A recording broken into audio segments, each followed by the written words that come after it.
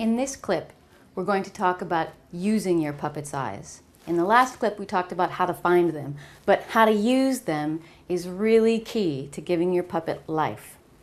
So, when your puppet is moving through space, you want it to look and see where it's going and then go there. Or, for instance, if you want your puppet to sit down, one way would be just to go.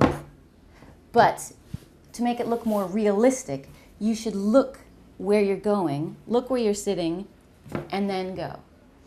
Same standing up.